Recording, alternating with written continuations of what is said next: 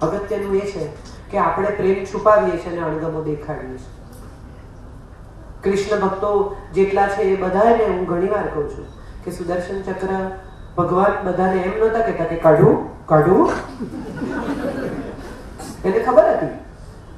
ગીતા સાથે ફરી એકવાર કનેક્ટ કરીએ તો એમણે આ બધો તાયફો કરવાની જરૂરત જ નથી. ખાલી એકવાર સુદર્શન ચક્ર ફેરવી હોત ને તો આ બધાના ડોકા ઉતરીને એમના ખોળામાં આવી ગયા. પણ જે જેમ થાય તેમ થાય. જેનું યુદ્ધ છે તે જ લડે, એ બહુ અગત્યનું છે. મારું એક પુસ્તક છે યોગ વિયોગ. એમાં એક દીકરો છે જે એના પિતાને ધિક્કારે છે અને એની મા વતી ઝઘડવા જાય છે. ત્યારે વસુમાં અમારું કેરેક્ટર છે એ કહે છે કે 1 મિનિટ, તારી લડાઈ તું લડી લે, મારી હું લડીશ. મારા વતી લડવાની જરૂર નથી. તારા પિતા છે, તારે એને રિસ્પેક્ટ કરવો જોઈએ. જો કોઈ વિરોધ હોય, જો કોઈ યુદ્ધ હોય તો એ મારું છે, તારું નથી. Don't talk to him like that. આવું કેટલી માં પોતાના સંતાનને કહે છે. ઉલટાનું આપણે તો આપણા સંતાનને શસ્ત્ર બનાવીએ છીએ એકબીજાની સામે તાકવા માટે. ડેડીઝ ફ્રોમ ડિઝનીલેન્ડ અને માને અમુક ઉંમરે ખબર પડે કે અરે આ તો બાપના થઈ ગયા બે, એટલે માં એને વસ્તુ આપવા માંડે. વસ્તુઓથી જો વ્યક્તિ ખરીદી શકાતી હોત તો જિંદગીમાં ક્યાં કશું કરવાનું બાકી હતું. વસ્તુઓથી કશું ક્યારેય મળતું નથી. એનિવર્સરી ના દિવસે એકબીજાને આપવાની ભેટ નહોતી અને છતાંય એકબીજાનો હાથ પકડીને આખી સાંજ બેસી રહેલા એ દિવસ સોલિટેર કરતા વધારે યાદ છે. કેમ એવું છે? આજે તમે ડાયમંડ ગિફ્ટ કરો તો પણ એ દિવસ કેમ યાદ છે? 1 બેડરૂમ કિચન હોલના ઘરમાં જે સ્નેહ હતો એ 4 બેડરૂમ કિચન હોલના ઘરમાં કેમ નથી? કારણ કે ત્યારે સત્ય સ્નેહ હતો. ત્યારે બીજું કશું હતું જ નહીં, માટે સ્નેહ હતું. હવે આપણે સ્નેહને વસ્તુથી રિપ્લેસ કરી દીધું છે. ના કરો, આવી મારી સલાહ છે. કારણ કે સ્નેહનું મૂલ્ય છે અને વસ્તુની કિંમત છે. અને જેનું મૂલ્ય છે એની ક્યારેય કિંમત નહીં થાય અને જેની કિંમત આપીને ખરીદી શકાય છે એનું ક્યારેય મૂલ્ય નહીં થઈ શકે. આપણે બધા જ એક એવા એરામાં આવી ગયા છીએ, એવા સમયમાં દાખલ થઈ ગયા છીએ કે જ્યાં વસ્તુ જ વસ્તુ છે. સવારે ટીવી ચાલુ કરો ને તમે અને સાંજ સુધી જુઓ ને તો તમને સમજાશે કે એક સરખી જાહેરાતો પાતળા થાવ, ગોરા થાવ, લાંબા થાવ, ટૂંકા થાવ, વાળ કાળા કરો, સુંદર દેખાવ, વજન ઉતારો, કમર પાતળી કરો, ચશ્મા સારા પહેરો, યંગ દેખાવ, એ સિવાય કશું વેચતા જ નથી એ લોકો. એનો અર્થ એમ થયો કે આખો સમાજ દેહને આધારિત સમાજ થઈ ગયો છે. શરીર સુંદર તો બધું સુંદર. મનની સુંદરતા વિશે તો વિચાર કરવાનો સમય જ છૂટી ગયો છે. અને ખરેખર જાડી થઈ ગયેલી, ધોળા વાળવાળી, ચશ્મા પહેરતી પત્ની વધુ વાલી એટલા માટે લાગે છે, અથવા વજન વધી ગયું હોય તેમ છતાં પતિ કેમ વધુ વહાલો લાગે છે? કારણ કે એનું કારણ એ છે કે હવે એને ઓળખ્યો છે, હવે એને જાણ્યા છે. અત્યાર સુધી તો એકબીજાનો વિરોધ કરવામાં જ સમય વીતી ગયો. જે ક્ષણે એને જાણ્યા એ ક્ષણે પ્રેમ થયો અને ત્યારે તો છૂટા પડવાનો સમય થયો. Let us know each other and let us love each other. બાકી દુનિયામાં કશું છે જ નહીં. ટેલિફોન ખોવાઈ જાય તો નવા નંબર મળી શકે છે, ફરીથી એકવારે બધા નંબર સ્ટોર થઈ શકે છે. પણ જો વ્યક્તિનો નંબર ફોનમાંથી ડિલીટ કરવાનો વારો આવશે ને તો એ વ્યક્તિ પાછી નહીં મળે. અને આપણે બધા છે ને એવું શીખી ગયા છે કે જતું રહે ને પછી જ ખબર પડે કે આ જે ગયું ને એ સુખ હતું. બહુ પ્રેમ કરતા હતા કોઈને, પણ એ વ્યક્તિ જતી રહીને ત્યારે સમજાયું કે અરે આ તો પ્રેમ હતો. એને બદલે છે ને ત્યારે રિયલાઇઝ કરી લઈએ તો આપણે ડાયા.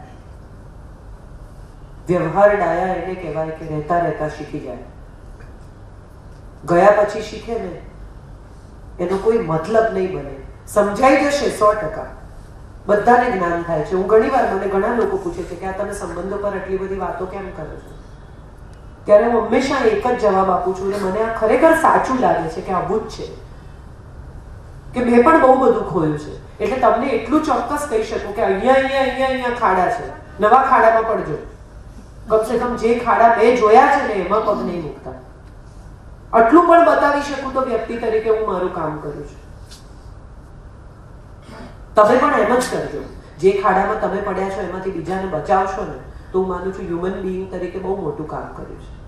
આર્ટ આટલું થાય છે, પણ સલમાન વિશે કેમ લોકો કંઈ લખતા નથી ખરા? એ પૈસા ચૂકવે છે એટલે? એ મીડિયાને પૈસા આપે છે? ના. એની પાસે બીજા સારા કામોનું એટલું મોટું લિસ્ટ છે કે આ એક વખત એને દારૂ પીને ભૂલ કરી અને કોકને ઉડાડ્યા, એ ભૂલ એના સારા કામોથી ઢંકાઈ ગઈ છે અને એમાંથી એ શીખી ગયો છે. માટે એણે આ બિંગ હ્યુમન, માટે આ વૃદ્ધાશ્રમ, માટે આ બધું એણે શરૂ કર્યું છે. બહુ જ ઓછા લોકોને ખબર છે કે પોતાના લગભગ બધા પૈસા આ બિંગ હ્યુમન વૃદ્ધાશ્રમમાં આપી દે છે અને માટે એની ફિલ્મો ચાલે છે. કચરા જેવી ફિલ્મો પણ ચાલે છે. એનું કારણ એ છે કે એ ક્યાંક એની ગુડનેસ છે અને ક્યાંક પેલા વૃદ્ધાશ્રમના પૈસાની જરૂરિયાત છે, માટે લોકો જઈ જઈને એની ફિલ્મો જુએ છે. આ કોસ્મોસ છે. આ એક એવું તંત્ર છે કે જેની ડિઝાઇન ગોઠવાયેલી જ છે. એનો એક બહુ નાનો ભાગ છીએ આપણે. જ્યારે અહંકાર થાય ને ત્યારે એકવાર ગૂગલ અર્થમાં જવાનું. ગૂગલ અર્થ નામની એક ગૂગલમાં સવલત છે. એમાં દુનિયા જોવાની, દુનિયામાં આપણો ખંડ જોવાનો, ખંડમાં દેશ જોવાનો, દેશમાં સ્ટેટ જોવાનું, સ્ટેટમાં શહેર જોવાનું ને શહેરમાંથી આપણા ઘર સુધી આવતા સુધી તો આપણે થાકી જઈશું. અને એમાંય આપણું અસ્તિત્વ તો નાનું છે. ચહેરો કોકે આપ્યો, ડીએનએમાં મળ્યો, નામ કોઈ બીજાએ પાડ્યું, કઈ સ્કૂલમાં જવું એ કોઈ બીજાએ નક્કી કર્યું, અટક કોઈ બીજાએ આપી. અને બધા પછી જ્યારે યુદ્ધ થાય ત્યારે આપણે શું કહીએ છીએ? કોઈની પણ સાથે ઝઘડો થાય ત્યારે ઓળખે જ મને હું કોણ છું? તું તો ઓળખ ભાઈ તારી જાતને, પછી આપણે બીજાને ઓળખાણ આપશું. 7 પેઢીના નામ તો બોલી નથી શકતો આખી. કેટલા બાળકોને એની 7 પેઢી યાદ છે? કેટલા બાળકોને એનું ગોત્ર ખબર છે? કેટલા બાળકોને એવી ખબર છે કે આપણા જેટલા મિનિસ્ટર છે એ કયા છે અને કયા ખાતા સંભાળે છે? બહુ અગત્યની છે આ બધી માહિતી અને બાબતો. અને હું માનું છું કે આપણે આપણા સંતાનોને એટલીસ્ટ એટલા અવેર તો કરવા જ જોઈએ કે લાઈફ સ્કિલ સાથે જોડાય. આજે જ મેં કહ્યું કે પોતાના બટન ટાંકી શકે, પોતાની ચા કરી શકે, પોતાની સેન્ડવિચ બનાવી શકે, પોતાની ખીચડી મૂકી શકે, એટલું તો દરેક માએ પોતાના દીકરાને ટ્રેન કરવો જ જોઈએ. બધી જ વાતમાં સ્ત્રી પર આધારિત હોય, માટે એને લગ્ન કરવા પડે, એને બદલે સ્નેહથી, પ્રેમથી ચાહે છે માટે લગ્ન કરે, તો હું માનું છું એ લગ્ન સફળ થશે. જરૂરિયાત ઉપર આધારિત લગ્નો, સ્ત્રી કમાઈ નથી શકતી માટે લગ્ન કરે છે, પુરુષ પોતાનું કામ ઉપાડી નથી શકતો માટે લગ્ન કરે છે, એ જરૂરિયાત આધારિત લગ્ન છે, need base. When there is a love based wedding, I think that society will survive. Amitabh Bachchan એક બહુ સરસ પીકુ નામની ફિલ્મ હમણાં આવી છે, એમાં એક લાઈન બોલે છે કે marriage without purpose is low IQ. વારે વારે કયા કરે છે, બહુ મોટી વાત છે actually. Marriage without purpose is actually low IQ. એક પર્પઝ હોવો જોઈએ લગ્નનો, અને પર્પઝ એ હોવો જોઈએ કે અમે એકબીજા વગર નહીં રહી શકીએ. જેના વગર ન રહી શકાતું હોય એની સાથે ન રહેવાય એટલી સ્થિતિ સુધી આપણે ટ્રાવેલ કરીએ છીએ. કોઈ ઘસડીને નથી લઈ જતું. જે માતા પિતા પોતાના સંતાનને એવું કહે છે કે ભણીશ નહીં તો ખાઈશ શું, એ માતા પિતા ભૂલી જાય કે એના સંતાન કોઈ દિવસ એના એજ્યુકેશનનો સાચો ને સારો ઉપયોગ કરશે. એ ફક્ત કમાવામાં ઉપયોગ કરશે. એને એ શીખવો કે શિક્ષણ અને કેળવણી બે જુદી બાબતો છે.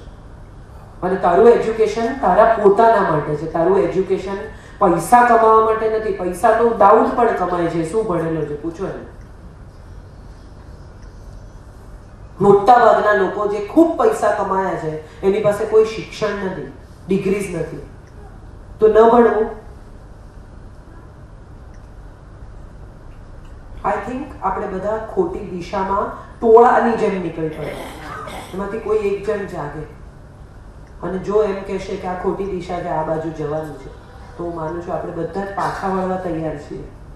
સો let's find out what is the right direction and get together. That's what is the purpose and that's what is the life is all about. મીરાભાઈએ આ પ્રકારના કાર્યક્રમો કરવાનો ઉદ્દેશ પણ કદાચ એ જ છે. અપદીવ ભવ, સ્વયંનો દીવો થા. બીજા લોકો તો જે કરતા હોય તે કર, તું તારી અંદર દીવો કર, તું તારા દિલનો દીવો થા.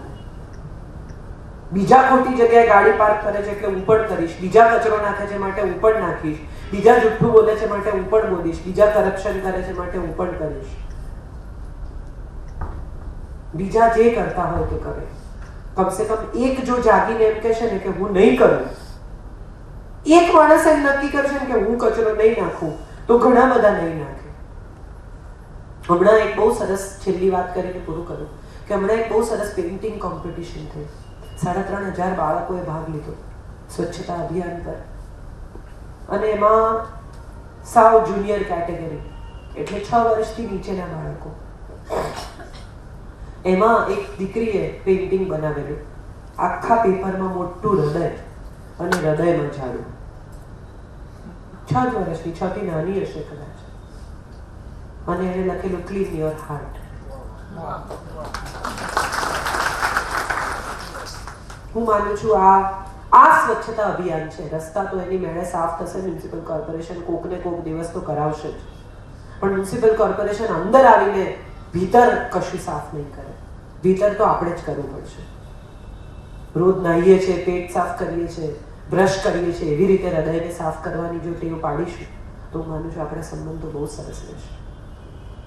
બહુ આભારી છું નીરવભાઈની કે આવો વિચાર કર્યો અને આવી રીતે લોકોને ભેગા કરવાનો, એક સાચી દિશામાં એમના નિકટના લોકોને લઈ જવાનો પ્રયાસ કર્યો. અને તમારી બહુ આભારી છું કે શનિવારની સાંજ રાજકોટમાં બીજી ઘણી પ્રવૃત્તિઓ થઈ શકતી હોય છે, પણ એ બધું છોડીને તમે પણ તમારા પોતાના માટે અહીંયા આવ્યા મારી સાથે વાત કરવા. આ કાર્યક્રમમાં તમે હાજર રહ્યા એ જ દેખાડે છે કે આપણે બધા દીવો થવા તૈયાર છીએ. બસ કોક માચીસ લઈને આવે, સળગાવે નહીં, પેટાવે. Thank you so much. તમારા માના ઈશ્વરને, તમારા માના દીપકને, તમારા માના સ્નેહને સતત જે કરો એ પૂરેપૂરી નિષ્ઠાથી, પૂરેપૂરી સમજથી, પૂરેપૂરા સ્વીકારથી કરો. અપ્રુવલ કોઈ વખાણ કરશે, કોઈ સર્ટિફિકેટ આપશે, કોઈ એમ કહેશે કે તમે બહુ સારા પતિ છો તો જ તમે સારા પતિ, કોઈ એમ કહેશે કે તમે બહુ સારા પત્ની છો તો જ તમે સારા પત્ની.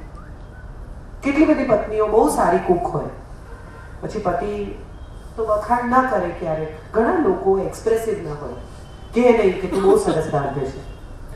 પછી પતિના મિત્ર જમવા આવે કોઈક વાર અને એમ કે ભાભી બહુ સરસ ખાવાનું, એટલે પહેલું રિએક્શન એવું હોય તમારા ભાઈ તો કોઈ દિવસ કહે જ નહીં.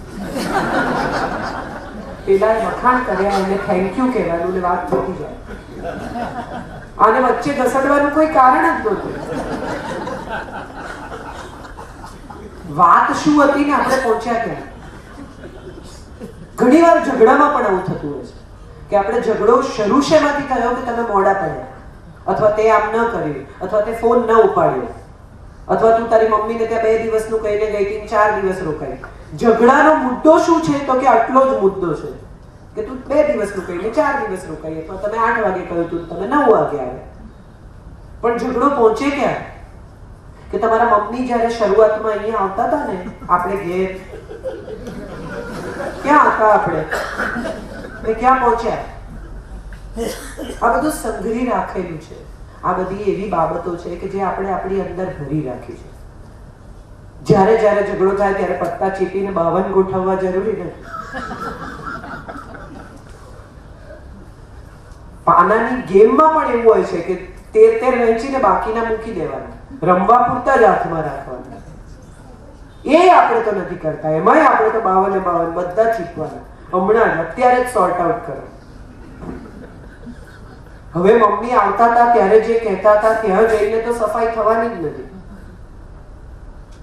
તમે આજથી 10 વર્ષ પહેલા આમાં આમ થયું ત્યારે, આમાં આમ થયું ત્યારે, આમાં આમ થયેલું, એને બચાડાને યાદ ન હોય ઘણી વાર કે આવું થયું હતું, અથવા પત્નીને યાદ ન હોય કે મેં આમ કહે હે એવું થયું હતું મને. એ તો પોતાની જાતને પૂછે કેમ હું એવું બોલી હતી, મને તો યાદ બી નથી.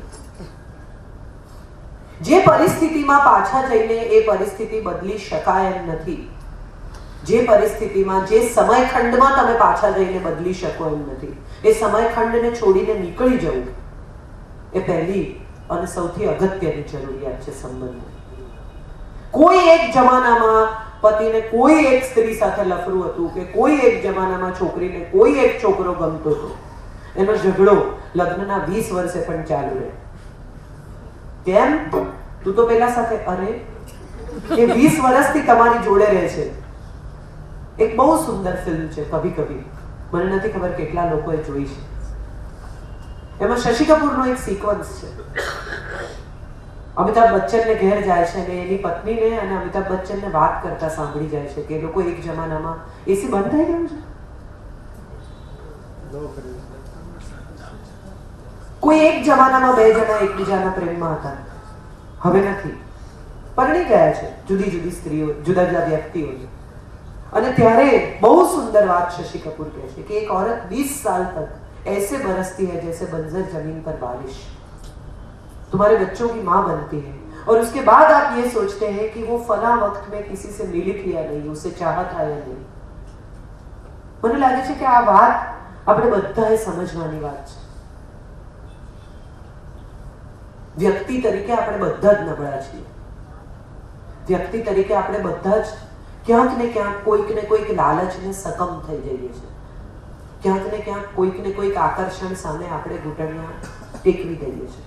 એ ફૂડ હોય, પ્રેમ હોય, સ્ત્રી હોય, કરપ્શન હોય. જો એમ ન કરીએ તો આપણે માણસ જ નથી. આપણી અંદર આ નાનકડી નબળાઈ જ આપણને માણસ બનાવે છે. કેટલી સરસ વાત છે ગીતાના શ્લોકમાં કે ધર્મક્ષેત્ર એવા કુરુક્ષેત્રમાં મારા અને પાંડવ. આ મારા અને પાંડવ છે માટે જ યુદ્ધ છે. આપણા બાળકો શું કરે છે એમ જો એ પૂછે તો આ યુદ્ધ જ નથી. યુદ્ધનું કારણ જ એ છે કે મારા અને પાંડવ ત્યાં શું કરે છે એ મને કહે. ધેટ ઇટસેલ્ફ મીન્સ કે આ બે છૂટા પડ્યા ત્યાંથી જ યુદ્ધ થયું છે. બહુ શાંતિથી મહાભારત વિશે વિચારીએ તો સમજાય કે જે જમીન પાંડવો માંગે છે એ જમીનના તો એ માલિક જ થઈ શકે એમ નથી, કારણ કે એમાંના કોઈ પાંડુ પુત્રો જ નથી. એ બધા કુંતી અને માદ્રી પુત્રો છે. આ એક વાયુપુત્ર છે, એક ઇન્દ્રનો દીકરો છે, એક ધર્મરાજનો દીકરો છે, 2 અશ્વિની કુમારોના દીકરા છે. કમસે કમ ધૃતરાષ્ટ્રના દીકરાઓની તો બ્લડ લાઈન છે. આ તો બ્લડ લાઈન જ નથી. તો ધર્મ ક્યાં છે? તો કયા ધર્મની સંસ્થાપના છે? ધર્મની સંસ્થાપના એ છે કે ગાદીને યોગ્ય રાજા મળવો જોઈએ. કોણ લાયક છે અને કોણ ગેરલાયક છે એ ઠેરવનારા આપણે કોણ? એ ઠેરવનાર તો પ્રજા છે. જે પ્રજા સુયોધનને દુર્યોધન કહેતી થઈ ગઈ એ પ્રજા ક્યારેય એને રાજા તરીકે નહીં સ્વીકારે. એ બહુ અગત્યનું છે. એનું નામ તો સુયોધન છે, એને પ્રજા દુર્યોધન કહેતી થઈ ગઈ છે. ધેટ ઇટસેલ્ફ મીન્સ કે એને રાજા તરીકે નહીં સ્વીકારે. અને જો પ્રજા એને રાજા તરીકે નહીં સ્વીકારે તો એને ગાદી પર બેસવાનો કોઈ અધિકાર નથી. I think that's very important as people for us. કે આપણે એકબીજાને નહીં સ્વીકારીએ તો બાકીના લોકો આપણને આદર્શ ગણે કે ન ગણે એનાથી ફેર શું પડે? ઘરે આવતી વખતે જો ગાડીમાં પતિ પત્ની એકબીજાની સાથે પ્રેમથી વાત ન કરી શકે તો પાર્ટીમાં એમણે ગમે એટલું સારું બિહેવ કર્યું એનો કોઈ અર્થ નથી. હું તો એમ માનું કે જે લોકો એકબીજાની સામેની ભૂલો, એકબીજાની સામેના વાંધા, એકબીજાની સામેના વિરોધ ખુલ્લા દિલે કહી નાખે ને એ ખાલી થઈ જાય. આપણે આજે ભરી રાખ્યું છે ને એ ટાઈમ એન્ડ અગેન ઉલટી સ્વરૂપે બહાર આવે છે. આપણે બહારગામ ઘણી બધી ગુજરાતી ગૃહિણીઓને તો આ ખબર જ હશે કે બહારગામ જતી વખતે બેગની ઉપર ચડીને ઝીપ બંધ કરવી પડે. એટલું બધું આપણે લઈ જવું પડે. ખાલી ગેસ કુકર નથી લઈ જતી અને હોટેલમાં ખાઈ લે છે એ ગુજરાતી ગૃહિણી ઉપર આપણે એટલા એહસાન નીચે દબાયેલા છીએ. એક કાકા કાકી બહારગામ જતા હતા એટલે એરપોર્ટ પહોંચ્યા એટલે કાકાએ કહ્યું કે બધું બરાબર લીધું છે ને? એટલે કાકીએ કહ્યું કે મેં એકચ્યુઅલી જો ફ્રીજ લઈ લીધું હોત ને તો બહુ સારું. એટલે કાકાએ કહ્યું કે કેમ ફ્રીજ? કે થોડું પ્રોબ્લેમ છે, ફ્રીજ વગર બહુ અઘરું પડશે. એટલે કાકાએ કહ્યું કે પણ ફ્રીજમાં શું એવું છે? કે ફ્રીજમાં નથી, ફ્રીજની ઉપર આપણા પાસપોર્ટ રહી ગયા છે.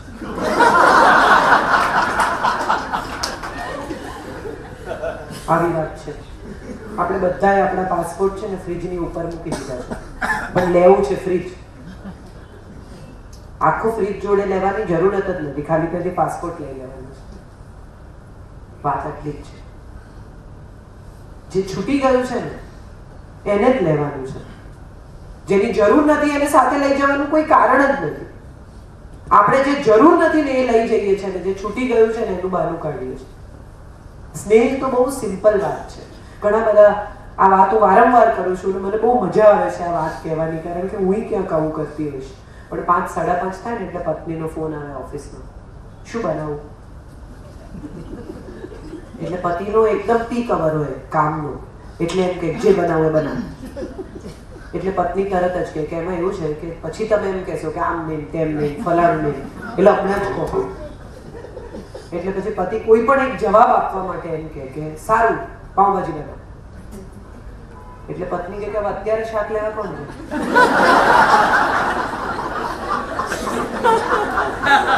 એટલે સારું ત્યારે આ લોક વઘારી નાખ. એટલે સવારથી આથવું પડે, તો છોલે પૂરી કરી નાખ. એટલે પત્ની કે તો ચણા પલાળવા પડે, કરે.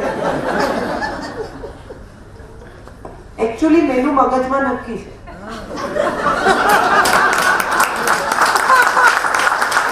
ખાલી ત્યાં લઈ જવા પૂરતી જ વાત છે. આપણે અંડરબ્રિજથી કાલાવાડ જવું છે કે આમ છે, આટલું જ નક્કી કરવાનું છે. મુદ્દો એ છે કે જે ફોનથી બહુ ઇરિટેશન થાય છે, જે ફોન પર બહુ મગજ જાય છે, જે પત્ની કામ સોંપે ત્યારે ગુસ્સો આવે છે, જે પત્ની અરીસા પર ચાંદલા ચોંટાડે ત્યારે મગજ જાય છે, જે પત્ની બાથરૂમમાં બહુ જ સમય વિતાવે છે ત્યારે ગુસ્સો આવે છે, જે પત્ની ફરિયાદો કરે છે એ નથી ગમતી. પણ ખાલી એક ક્ષણ માટે વિચારો કે નહીં હોય તો શું હશે. આ ઝઘડા નહીં હોય, અગ્રીડ. આ ફરિયાદો નહીં હોય, અગ્રીડ. આ ક્રોધ નહીં હોય, અગ્રીડ. પણ પછી કશું બીજું પણ નહીં હોય, એક કાળજીનો ફોન પણ નહીં હોય કે તમે જમ્યા કે નહીં. એક માણસ જ્યારે મોબાઈલ નંબર બની જાય ને ત્યારે અફસોસ કરવો, અને મોબાઈલ નંબર ડિલીટ કરતી વખતે આંખોમાંથી પાણી ટપકે ને એને બદલે જીવે છે ને ત્યાં સુધી એ મોબાઈલ નંબરનો થાય એટલો ઉપયોગ કરી લેવો. આવું હું માનું છું અને આવું હું જીવી છું. કેટલાય લોકોના મોબાઈલ નંબર મેં ડિલીટ નથી કર્યા. સુરેશ દલાલનો નહીં, ચંદ્રકાંત બક્ષીનો નહીં, રમેશ પારેખનો નહીં. તો મજા એવી આવી કે મારો ફોન જ ખોવાઈ ગયો અને બધા નંબર ડિલીટ થઈ ગયા. જેટલા કામના હતા એ ગયા જોડે. કઈક વાર આવું થાય કે આપણે એટલું બધું સંઘરી રાખીએ, એટલું બધું પોતાનું કરીને રાખીએ કે જાય ત્યારે બધું જાય. એને બદલે અગત્યનું એ છે કે જે નકામું હોય એને ડિલીટ કરતા જઈએ તો ક્યારેય સંબંધ હેંગ નહીં થાય. એટલા બધા ફોલ્ડર બનાવીને રાખ્યા છે અને એટલા બધા ફોલ્ડર ખોલીને રાખ્યા છે કે એક દિવસ એવો આવશે કે આ ખોલેલા ફોલ્ડર, આ બધો જેટલા ટેબ કામ વગરના ખોલીને રાખ્યા છે ને એ બધા આપણી સિસ્ટમને હેંગ કરી દેશે. એને બદલે જે કામના નથી ને એ બધા પર ચોકડી મારીને બંધ કરી દઈએ તો જેટલા કામના ફોલ્ડર છે ને એ બધા ટાઈમસર આપણને જવાબ આપશે. એવી જ રીતે સામે પક્ષે કેટલી બધી પત્નીઓ કમ્પ્લેન્સ કરે, તમે આમ છો, તમે તેમ છો. કેટલી બધી પત્નીઓ બહુ સ્વાભાવિક રીતે વાતમાં એમ કે તમે તમારી જિંદગી બરબાદ કરી દીધી. ત્યારે એ જે ક્ષણે બોલે ને એ જ ક્ષણે એને પૂછવાનું કે છૂટાછેડા જોઈએ છે. અને ત્રીજો માણસ જો આ સવાલ પૂછે ને તો તરત જ એમ કે એવું નહીં, હા તો કહું છું. પણ તો કહો છો શું કામ? If you don't mean it, then don't say it. If you love, then say you love. Don't say you hate. આપણો પ્રોબ્લેમ એ છે કે આપણે જે ફીલ કરીએ છીએ ને એ નથી કહેતા અને જે મીન નથી કરતા ને એ જ કયા કરીએ છીએ.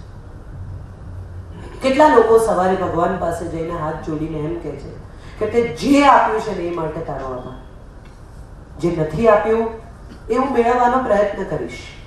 ગીતાંજલિ એણે કહ્યું એમાં એક બહુ સુંદર પ્રાર્થના છે. હું માનું છું જિંદગીની ઉત્તમ પ્રાર્થના આટલી જ છે કે હું જે લાયક છું ને જેને એ મને આપજે અને હું જે માગું ને એને મને લાયક બનાવજે. આ બે વાત જો આપણે ઈશ્વરને કહી શકીએ ને તો હું માનું છું કે બાકીના બધા પ્રોબ્લેમ સોર્ટ આઉટ છે. હું પ્રાઇમ મિનિસ્ટર થવાને માટે માગું તો મને પ્રાઇમ મિનિસ્ટર થવાને લાયક બનાવજે, પછી આપજો. થઈ ગયું. એનાથી વધારે કશું છે જ નહીં. અને હું લાયક ના બનું તો મને નથી મળવાનું, એ નક્કી જ છે. આપણા સંબંધો ક્યાંક એવા ગૂંચવાયા છે કે એને ઉકેલવા માટે જ્યાંથી ખોલવાનું છે ને એને બદલે આપણે કોઈ બીજા જ સિરા ખેંચ્યા કરીએ છીએ અને ખેંચ કરવામાં ગાંઠ વધતી જાય છે. શાંત ચિત્તે નિરાંતે વિચારો કે ક્યાંથી દાખલો ખોટો પડે. બસ એ જ જગ્યાએ જઈને જો એ દાખલાને કરેક્ટ કરશો ને, તાળો મળી જશે, બહુ વાંધો નહીં. જે વાત કરવી હતી એ આ છે, જે મુદ્દો હતો એ આ છે. એથી આગળ કંઈ આપણે વાત કરવી હોય તો તમે મને પૂછી શકો છો, હું તમને જવાબ આપી શકું છું. પણ વાત મારે જે કહેવી છે ને એટલી જ છે કે માણસના માણસની સાથેના સંબંધથી વધુ અને માણસના માણસની સાથેના સંબંધથી ઓછું આ જગતમાં કંઈ છે જ નહીં. આપણે બધા જ કેટલા બધા પુસ્તકો વાંચીએ છીએ, આપણે બધા જ કેટલી બધી ડાઈ વાતો કરીએ છીએ, આપણે બધા લેક્ચર સાંભળવા જઈએ છીએ, બાપુની કથા સાંભળવા જઈએ, ઓશો સાંભળે છે, વાંચે છે ઘણા લોકો, સારામાં સારી કવિતાઓ વાંચે, સારામાં સારા લેક્ચર્સ અટેન્ડ કરે, મોટિવેશનલ લેક્ચર્સ. હમણાં તો એક રાફડો ફાટ્યો છે, દરેક માણસ મોટિવેટર છે. ફેસબુક એક એવી બાબત છે કે જેના ઉપર દરેક માણસ લેખક થઈ ગયો છે. ફેસબુક ઉપર જેટલું લખાય છે ને એટલું સાહિત્ય છેલ્લા 20 વર્ષમાં નથી લખાયું. અને અહેમદ ફરાઝને ખબર નથી કે એના નામે ફેસબુક પર કવિતા ફરે છે. કોઈ પણ એક માણસ કવિતા લખીને અહેમદ ફરાઝ એવું નીચે લખી દે એટલે ફરવા માંડે. અગત્યનું એ છે કે આપણે બધા જ સોશિયલ મીડિયા સાથે કનેક્ટેડ છીએ. WhatsApp, Facebook, status update Facebook પર કરીએ અને આપણા ઘરના માણસને ખબર જ ના હોય, બહારના લોકોને ખબર હોય. હમણાં આજે જ મેં કહ્યું દીકરીઓને કે એક ભાઈએ લખ્યું પોતાના ફેસબુક પર કે મારા માતુશ્રીનું નિધન થયું છે, તો 129 લોકો એને લાઈક આપેલી. અને હું તો એ ભાઈને ઓળખતી નહોતી, એમણે તો ખાલી મારું ફેસબુક કનેક્ટ કરેલું, એના ઉપર મેં એમને લખ્યું મેં તો 129 લોકો લાઈક કેવી રીતે આપી શકે, કોઈની માં ગુજરી ગઈ હોય. કમસે કમ તમે શું લખો છો એનો તો વિચાર કરો, તમે શું કરો છો એનો વિચાર કરો. વોટ્સએપ, ઘણા લોકો સવારે 6:30 વાગ્યામાં વોટ્સએપ મોકલે, જીવનમાં શું કરવું જોઈએ, શું ના કરવું જોઈએ, આ સત્ય છે ને આ રોંગ છે ને, વિડીયો મોકલી દે. તમને ખરેખર એમ લાગે છે કે 6:30 વાગ્યામાં ડાઉનલોડ કરીને કોઈ 4 મિનિટનો વિડીયો જોયો? એટલો ટાઈમ છે કોઈની પાસે સવારે? અને એથી આગળ એ જ માણસને તમે 2 વાગે પૂછો કે તમે શું મોકલેલું આજે, તો કે મારે જોવું પડશે. એને ફોરવર્ડ કરી દીધું છે વિચાર્યા વગર. હું છું, હું તમારા વોટ્સએપ પર છું, તમારી જિંદગીમાં છું, તમારી આસપાસ છું, મારું અસ્તિત્વ છે એટલું સાબિત કરવા માટે લોકો કનેક્ટેડ રહે છે. ફરી એકવાર આપણે અપ્રુવલની જગ્યાએ આવીએ છીએ. ન સાબિત કરો, તમે હશો તો તમારી નોટિસ લેવાશે જ. તમે છો તો એ માણસને ખબર જ છે કે તમે છો. તમે એને ચાહો છો તો એને ખ્યાલ આવશે જ કે તમે એને ચાહો છો. ગમે તેટલું કરવા છતાંય આપણો અણગમો જેમ આપણે છુપાવી શકતા નથી, એમ ગમે એટલું કરવા